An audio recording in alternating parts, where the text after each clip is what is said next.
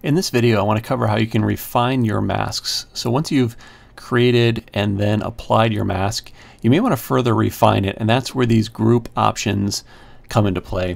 So for example, let's say we want to adjust the sky here and not the other areas around it. So we could create a lights for selection, looks pretty good, create a curve, then go and adjust this curve. Bring this down here till the sky looks pretty good. Let's go around there.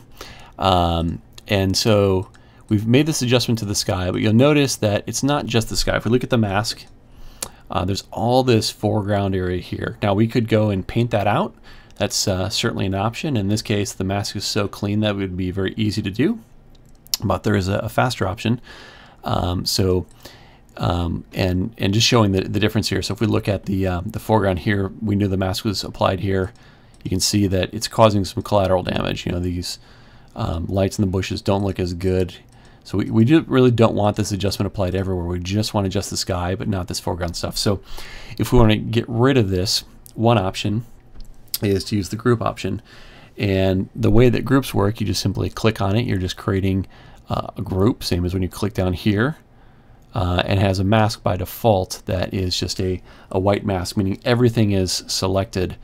And what's happening is this sits inside this group, and it subsequently everything in the group is controlled by this. So this mask is being applied down to this mask, and it's the combination of the two that determines how much we're going to see of this adjustment.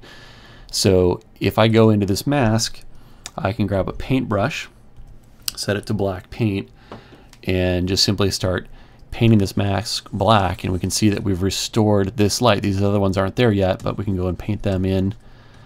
And of course, that's, you know, no different than if I'd gone and painted black on this mask here. It's just the combination of the two gets us there. So we can manually adjust this, but that's not really the fastest option to do what we want to do. So I'm going to go back a few steps here, get rid of this group, and instead, if we want to, we can pick up the lasso tool or whatever our favorite selection tool is. In this case, the magic wand might work really well because it's all pretty similar tones, but I'm just going to draw a little selection here. And now when I click group, it's going to create a selection automatically based on that. So it's created this selection and applied it to this layer below. So now if we hold shift and click on a mask, that disables it. So here was what we had before, where the foreground was adjusted, and here's the after where it's not adjusted, but the sky still is. So the net effect is we've got this really nice controlled adjustment of the sky here. So that's a quick and easy way to refine your masks from this global luminosity to local luminosity. And we could further refine this mask. You know, a lot of times when I draw a selection like that, one thing I like to do is just give it some feather, which is, you know, creating a mask that, sorry, that was too much of a feather there. I should have picked something much smaller. Typically about 100 pixels for, you know, this is an image off of a Nikon D800 is going to be fine. I really blurred that like crazy. So here's that blur edge, and just that blur edge is going to just create a subtlety for whatever you do, and that's kind of the name of the game with luminosity masks. You usually want to do something that creates a little subtlety. So this is a really nice looking mask, and the group mask, just like these other ones that are orange here, will respond to luminosity masks. So if I wanted to, I could create some sort of a selection here with a luminosity mask and create a group from it. So it's going to apply zone D and created this grouping mask. And why would you want to do that if you have a luminosity mask down below? Well, you could use it to further refine, you know, one luminosity mask versus another. I don't do that very often. Where I find this is helpful is I've already created some kind of a selection down below, maybe a dodge burn layer or something, and I want to further restrict it so I could throw a group on top of it. Or, you know, I maybe created this selection on the layer below, and now I'm putting the luminosity above. So you just have that flexibility. It's probably not the first place you're going to go, and that's why it's not the dark orange, but it is an option if that's how you want to work. You know, like all the other masking options, you can also alt-click to get the inverse of a mask. So if I go back to my selecting phase here, so I got this selection. If I alt-click the group, now I'm selecting everything outside of that group.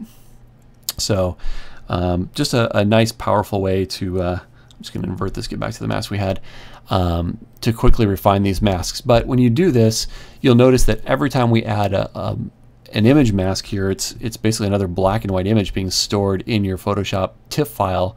So it does start to really increase the size of your files. And this was a 16-bit TIFF that went from 227 megs to 294. So, layer upon layer upon layer can start to add up. One thing we can do is collapse this and get rid of this, because it's creating all this extra space to have a couple of masks. So if I hit ungroup when I'm selected on the top layer group, then Lumensia is going to apply that down, create this joint mask. So this is actually the combination of the two, which is a really nice way to visualize how this works. So if we took, this area of this mask and combine them, you get this, and this is how everything is working. So this is a nice visual representation of what you've done with your mask. And that's one thing I love about the ungroup, is just as a teaching aid, it's very helpful. But the other thing to notice is now we're at 237 megs, just 10 megabytes more than the original file, versus after having two files there, this was an additional, getting close to 70 megs here. So we eliminated, about 60 of the 70 megs of space by just simply combining down to the two, which makes sense because if you think about this mask, there's all sorts of little detail and nuance that's being saved and is hard to compress for Photoshop, versus this is just a much simpler bit of information to maintain. So the ungroup option there, kind of three benefits: visualize, get rid of the extra clutter of having multiple layers, and save on file space.